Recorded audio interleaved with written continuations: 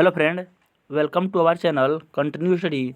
Friend, आज हम लोग बीपीएससी तैयारी 3 का जो री एग्ज़ाम होने वाला है, इसके लिए हम लोग हिस्ट्री का जो 30 प्लस अति महत्वपूर्ण प्रश्न है उसको देखेंगे। इसमें आपका प्राचीन, मध्यकालीन और आधुनिक हिस्ट्री के 30 प्रश्न को शामिल किया गया है। यह जो वीडियो है वो आपको किसी सब्जेक्ट का जो 40 नंबर का जीएस है उसके लिए बहुत ही महत्वपूर्ण है। साथ ही साथ जिनका भी सब्जेक्ट में हिस्ट्री पेपर है उनके लिए तो बहुत ज़्यादा महत्वपूर्ण है। ठीक है, तो चलिए आज हम लोग इस वीडियो को शुरू करते हैं। यह इस सीरीज़ का दूसरा वीडियो है। इसके पहले हम लोगों ने इसका एक वीडियो देख लिया है जिसमें हमने 30 प्लस हिस्ट्री के महत्वपूर्ण प्रश्न को डील किया था। आज हम लोग फिर से इसका पार्ट 2 देखने वाले हैं। वीडियो शुरू करने से पहले आपसे एक रिक्वेस्ट है कि अगर आप हमारे चैनल पर नए हैं या आपने अभी तक हमारे चैनल को सब्सक्राइब नहीं किया है तो हमारे चैनल को जरूर सब्सक्राइब करें, और वीडियो अच्छा लगा तो इसे लाइक और शेयर करना ना भूलें। तो चलिए टाइम गंवाते नहीं हुए हम लोग वीडियो शुरू करते हैं। पहला प्रश्न दिया हुआ है, सिंधु घाटी सभ्यता के किस स्थल से विशाल स्नानागार का अवशेष मिला है। सिंधु घाटी सभ्यता के किस स्थल से विशाल स्नानागार के अवशेष मिले हैं। तो सिंधु घाटी का जो मोहनजोदड़ो है यहाँ से विशाल स्नानागार एवं अन्नागार का अवशेष मिला है। तो ऑप्शन सी इसका सही उत्तर हो जाएगा। इंडिका नामक ग्रंथ की रचना किसने की थी। तो इंडिका नामक जो ग्रंथ है इसकी रचना मेगास्थनीज ने किया था। ऑप्शन डी इसका सही उत्तर हो जाएगा।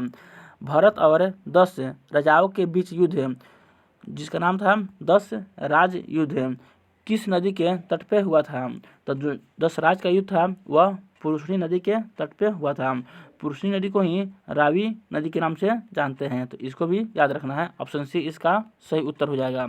अगला प्रश्न दे रहा है, 563 ईस्वी पूर्व गौतम बुद्ध का जन्म कहाँ हुआ था। तो 563 ईस्वी पूर्व में गौतम बुद्ध का जन्म लुम्बिनी में हुआ था। तो ऑप्शन बी इसका सही उत्तर हो जाएगा, लुम्बिनी में। विक्रम संवत का आरंभ माना जाता है। तो जो विक्रम संवत है इसका आरंभ 57 ईस्वी पूर्व से माना जाता है। तो ऑप्शन ए इसका सही उत्तर हो जाएगा। गुप्त शासकों की राजकीय यानी शासकीय भाषा क्या थी। जो गुप्त शासक थे इनकी जो शासकीय भाषा थी यानी राजकीय भाषा थी वह थी संस्कृत। क्या थी वह? संस्कृत थी। या ऑप्शन में नहीं दिया हुआ है तो इसका सही उत्तर हो जाएगा उपयुक्त में से कोई नहीं, यानी संस्कृत इसका सही उत्तर हो जाएगा। एलोरा का प्रसिद्ध शिव मंदिर का निर्माण किस शासक ने करवाया था। तो एलोरा का प्रसिद्ध जो शिव मंदिर है इसका निर्माण कृष्ण प्रथम ने करवाया है। किसने करवाया था? कृष्ण प्रथम ने। तो ऑप्शन ए इसका सही उत्तर हो जाएगा। महमूद गजनवी ने भारत पर कितनी बार आक्रमण किया था। तो महमूद गजनवी ने 1000 ईस्वी से लेकर 1027 ईस्वी यानी 27 साल के अंदर भारत पर कुल 17 बार आक्रमण किया था। कितनी बार? 17 बार। तो ऑप्शन बी इसका सही उत्तर हो जाएगा। दिल्ली सल्तनत का वास्तविक संस्थापक किसे माना जाता है। तो दिल्ली सल्तनत का जो वास्तविक संस्थापक है वह इल्तुतमिश को माना जाता है। अगर आपसे सिर्फ संस्थापक पूछेगा तो संस्थापक में आपका कुतुबुद्दीन ऐबक हो जाएगा, लेकिन जैसे ही वास्तविक शब्द जोड़ेगा तो आपको इल्तुतमिश टिक करना है। तो ऑप्शन सी इसका राइट आंसर हो जाएगा। अगला प्रश्न कह रहा है, 10 नंबर प्रश्न है, दिया हुआ है, किस राजवंश ने दिल्ली सल्तनत पर सबसे कम समय तक शासन किया था। तो सबसे कम समय तक बताना है कि किस राजवंश ने शासन किया था। तो इसका सही उत्तर हो जाएगा खिलजी वंश ने। किसने? खिलजी राजवंश ने सबसे कम समय तक शासन किया था। ठीक है, आपसे सबसे अधिक समय तक पूछेगा तो तुगलक वंश सबसे अधिक समय तक शासन किए थे। अगला प्रश्न है, अकबर के समय संपूर्ण साम्राज्य कितने सूबों में विभक्त था। तो अकबर का समय जो संपूर्ण साम्राज्य था वह टोटल 15 सूबों में विभक्त था, जबकि औरंगजेब का समय पूछेगा तो 21 हो जाएगा। तो आपको यहाँ पे 15 टिक करना है। तो ऑप्शन सी इसका सही उत्तर हो जाएगा।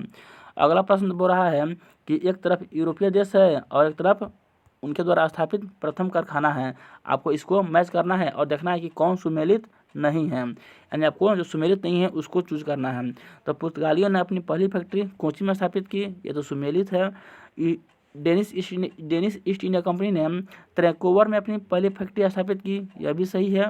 उसके बाद से डचों ने अपनी पहली फैक्ट्री मुसलीपट्टनम में स्थापित की, यह भी सही है। और फ्रांसीसी ने अपनी पहली फैक्ट्री कालीकट में स्थापित नहीं की, बल्कि इन्होंने अपनी पहली फैक्ट्री सूरत में स्थापित की थी। यहाँ पे सूरत में स्थापित किया था। तो जो डी है वह सुमेलित नहीं है, तो हमारे आंसर क्या हो जाएगा? डी आंसर हो जाएगा। अगला प्रश्न है, भारत आने वाला प्रथम अंग्रेज कौन था। तो भारत आने वाला जो प्रथम अंग्रेज था वो हो जाएगा जॉन मिंडल हॉल। कौन था? जॉन मिंडल हॉल भारत आने वाला प्रथम अंग्रेज था, यानी ऑप्शन सी इसका सही उत्तर हो जाएगा। किस उत्तरकालीन मुगल शासक को लंपट मूर्ख कहा गया है? तो लंपट मूर्ख जो है वह जहांदार शाह को कहा गया है। किसको कहा गया है? जहांदार शाह को लंपट मूर्ख कहा गया है। जो मुअज्जम है इसको शाह बेखबर कहा गया है। फर्रुखियत जो है इसको घृणित कायर कहा गया है, और जो मोहम्मद शाह है इसको तो रंगीला का उपनाम दिया गया है। तो यहाँ पे जहांदार शाह इसको लंपट मूर्ख कहा गया है। अगला प्रश्न बोल रहा है बंगाल का अंतिम नवाब कौन था? तो बंगाल का अंतिम नवाब हो जाएगा मुबारक उद दौला। कौन था? मुबारक उद दौला बंगाल का अंतिम नवाब था। अगला प्रश्न है first war of Indian independence नामक पुस्तक की रचना किसने की है? तो first war of Indian independence नामक पुस्तक की रचना बी.डी. सावरकर ने किया है। किसने किया है? बी.डी. सावरकर ने किया है। तो इसका सही उत्तर हो जाएगा ऑप्शन ई, इनमें से कोई नहीं। बेद समाज की स्थापना किसने की थी? तो बेद समाज की स्थापना श्री धरलू नायडू ने किया था। किसने किया था? श्री धरलू नायडू ने बेद समाज की स्थापना किया था। अगला प्रश्न बोल रहा है पाइक विद्रोह किसके नेतृत्व में हुआ था? तो जो पाइक विद्रोह है वह बख्शी जगबंधु के नेतृत्व में किया गया था। तो ऑप्शन सी इसका सही उत्तर हो जाएगा। अब यहाँ पे एक तरफ पत्र पत्रिकाएं है और दूसरी तरफ इनके संपादक या संस्थापक नाम दिया हुआ है। बताना है कि इसमें से कौन सुमेलित नहीं है। 4 में से 3 सुमेलित है और 1 सुमेलित नहीं है। तो जो सुमेलित नहीं है उसको खोजना है। Bengal Gazette James Augustus Hicky, ये सही है। 1780 ईस्वी में बंगाल गजट को जेम्स अगस्टस हिक्की द्वारा शुरू किया गया था। सोम प्रकाश ईश्वरचंद्र विद्यासागर, यह भी बिल्कुल सही है। बंगदूत राजा राम मोहन राय, यह भी बिल्कुल सही है। बिहार हेराल्ड गुरु प्रसाद सेन, यह भी बिल्कुल सही है। यानी सभी सही है। इसका सही उत्तर हो जाएगा उपयुक्त में से कोई भी गलत नहीं है, यानी ऑप्शन ए इसका राइट आंसर हो जाएगा। भारत में 3 विश्वविद्यालय कलकत्ता, मद्रास और बम्बई की स्थापना किस घोषणा पत्र के तहत हुई थी? तो 1854 का जो वुड डिस्पैच घोषणा पत्र आया था, इसी के सिफारिश पर 1857 में तीनों प्रेसिडेंसी यानी कलकत्ता, मद्रास और मुंबई में एक एक विश्वविद्यालय की स्थापना किया गया था। ठीक है, तो वुड डिस्पैच घोषणा पत्र के आधार पर। भारत में न्यायिक सेवा का जनक किसे माना जाता है? तो भारत में न्यायिक सेवा का जो जनक है वह वारेन हेस्टिंग्स को माना जाता है। किसको माना जाता है? वारेन हेस्टिंग्स को माना जाता है। निम्नलिखित में से कौन सी घटना सबसे बाद में घटित हुई थी? तो बताना है कि सबसे बाद में कौन सी घटना घटित हुई थी। तो अंग्रेजों को सिंध को अंग्रेजी साम्राज्य में मिलाया जाना। तो सिंध को अंग्रेजी साम्राज्य में 1843 में एलनब्रो के कार्यकाल में चार्ल्स नेपियर ने मिला लिया था। प्रथम आंग्ल और सिख युद्ध, तो प्रथम आंग्ल और सिख युद्ध आपको 1845 से 46 में हुआ था। 1845-46 में हुआ था। उसके बाद दे रहा है तृतीय आंग्ल और बर्मा युद्ध। जो तृतीय आंग्ल बर्मा युद्ध हुआ था यह 1885 में हुआ था। कब हुआ था? 1885 में हुआ था। और विधवा पुनर्विवाह अधिनियम, तो ये सभी को पता होना चाहिए, 1856 में हुआ था। कब हुआ था? 1856 में लागू हुआ था। तो इसमें सबसे बाद में 1885 में जो है वह तृतीय आंग्ल और बर्मा युद्ध हुआ था, यानी ऑप्शन सी इसका राइट आंसर हो जाएगा। पूना सार्वजनिक सभा के संस्थापक कौन थे? तो पूना सार्वजनिक सभा के संस्थापक बताना है कौन थे। तो इसके संस्थापक में आपके एम.जी.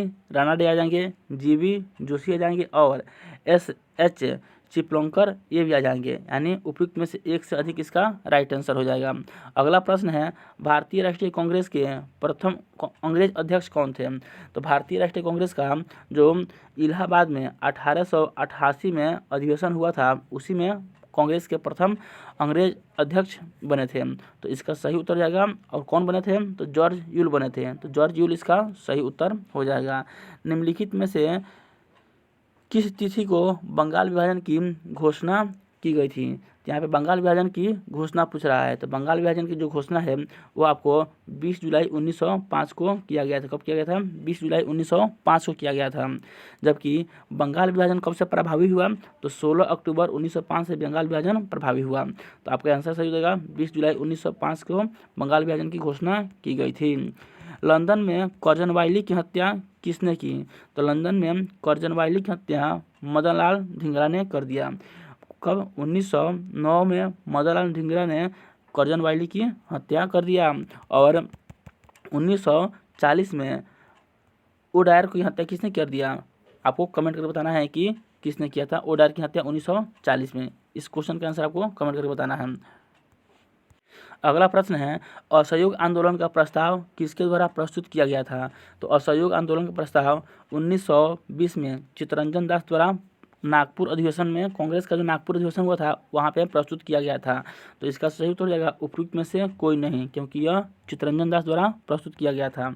अगला प्रश्न है, गांधी जी का दांडी मार्च की तुलना नेपोलियन के पेरिस मार्च एवं मुसोलिनी के रोम मार्च से किसने किया है? तो इसकी तुलना, गांधी जी का जो दांडी मार्च है इसकी तुलना नेपोलियन के पेरिस मार्च और मुसोलिनी के रोम मार्च से सुभाष चंद्र बोस ने किया है। जबकि ऑप्शन में नहीं दिया हुआ है, तो इसका सही उत्तर हो जाएगा ई, उपयुक्त में से कोई नहीं।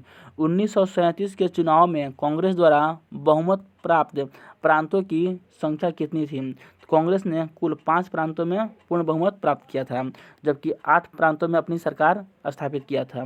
तो 5, ऑप्शन सी इसका सही उत्तर हो जाएगा। अगला प्रश्न है, समाचार पत्रों का मुक्तिदाता किसे कहा जाता है? तो चार्ल्स मेडकॉफ को समाचार पत्रों का मुक्तिदाता कहा जाता है। तो ऑप्शन डी इसका सही उत्तर हो जाएगा। अगला प्रश्न दे रहा है, भारत छोड़ो आंदोलन के दौरान निम्न में से किसने भूमिगत रेडियो का संचालन किया था? तो भारत छोड़ो आंदोलन के दौरान उषा मेहता, राम मनोहर लोहिया, इनके साथ साथ अरुणा आसफ अली, इन तीनों ने मिलकर भूमिगत रेडियो का संचालन किया था। तो इसका सही उत्तर जाएगा ऑप्शन ई, उपयुक्त में से एक से अधिक। अगला प्रश्न बोल रहा है, गांधी इरविन समझौता किस वर्ष हुआ था? तो जो गांधी इरविन समझौता है वह 5 मार्च 1931 को हुआ था। कब हुआ था? 5 मार्च 1931 को गांधी और इरविन के बीच में हुआ था। तो इसका सही उत्तर हो जाएगा ऑप्शन बी, 1931 में। तो फ्रेंड, यही आपका 32 जो था वो आपको हिस्ट्री के प्रश्न थे, जिसमें आपको एंशिएंट, मेडावल और मॉडर्न हिस्ट्री के प्रश्न हमने शामिल किया था। ऐसे ही अब हम लोग डेली इस चैनल पे अन्य सब्जेक्ट यानी हिस्ट्री के साथ साथ ज्योग्राफी, इकोनॉमी और पॉलिटिक्स के साथ साथ साइंस को भी देखने वाले हैं। इसलिए आपसे रिक्वेस्ट है, वीडियो अच्छा लगा तो वीडियो को लाइक, और चैनल को आपने अभी तक सब्सक्राइब नहीं किया है चैनल को जरूर सब्सक्राइब करें। तो चलिए अब हम लोग मिलते हैं एक नए वीडियो में, तब तक के लिए आप सभी को जय हिंद।